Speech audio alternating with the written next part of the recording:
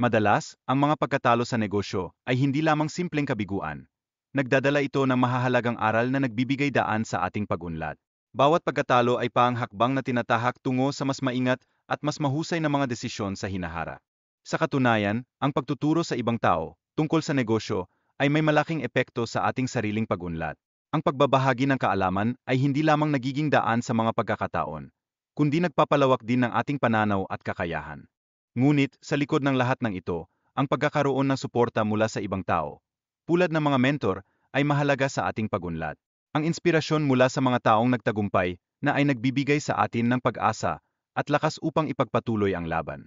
Samantalang ang disiplina na ating natutunan mula sa mga pagsubok ay nagiging sandata sa ating laban, nagbibigay ito ng lakas at pag-asa. Mahalaga ang mga karanasang ito, sapagkat nag-ambag ito sa pagbuo ng ating pagkatao at sa ating pananaw sa buhay. Subalit, may mga pagkakataon din na ang ating mga paniniwala sa sarili ang nagiging hadlang sa ating tagumpay. Ang pag-overcome sa mga negatibong pananaw, kaya't pagharap sa mga takot, ay isang mahalagang hakbang patungo sa ating pag-unlad. Sa isang kwento ng isang batang nagagalit, masasalamin natin ang mga aral na maaari nating makuha hinggil sa ating mga relasyon. Isang paalala na ang bawat pananakit na dulot ng galit ay nag-iwan ng sugat na mahirap gamutin. Ngunit sa kanyang paglalakbay, ang pagkakaroon ng girlfriend ay naging inspirasyon para sa kanya upang magtrabaho ng masigasig at bumangon mula sa mga pagsubok sa buhay. Dito niya napagtanto ang halaga ng suporta mula sa pamilya sa kanyang pag-unlad. Isang mahalagang karanasan sa charity ward ang nagbukas sa kanya ng brutal na katotohanan ng buhay. Dito niya nasaksihan kung paanong ang kakulangan sa pera ay nagiging hadlang sa pagkakaroon ng maayos na kalusugan, kaya't lalong nagbigay din ito sa halaga ng yaman. Dahil sa mga pagkatalo sa negosyo, natutunan niyang ang pagsusumikap at tamang pamamahala ng pera ay tunay na susi sa tagumpay. Ang hirap na dinanas niya ay nagsilbing leksyon sa halaga ng disiplina sa pananalapi.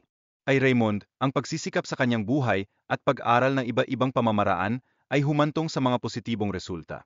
Ang kanyang determinasyon ay tila isang liwanag na nagbigay daan sa mas maliwanag na bukas. Matapos mawalan ng trabaho, nagdesisyon siyang mag-umpisa ng burger business. Sa loob lamang ng 4 na buwan, nakapagbukas siya ng 20 branches at kumita ng malaki, isang patunay na ang tibay ng loob ay may kaakibat na tagumpay.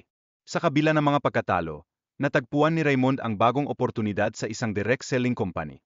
Dito, siya ay naging matagumpay at nakatanggap ng malaking bonus, isang tulong sa pagsasaayos ng kanyang mga obligasyon. Ang pagbibenta ng kondo at muling pagsisimula ay nagbigay daan para sa mga bagong oportunidad sa negosyo.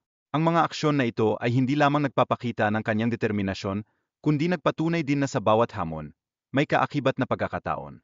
Ang pagtatayo ng aesthetic clinic sa gitna ng pandemya ay isang halimbawa ng kakayahang makahanap ng potensyal sa mga hindi inaasahang sitwasyon.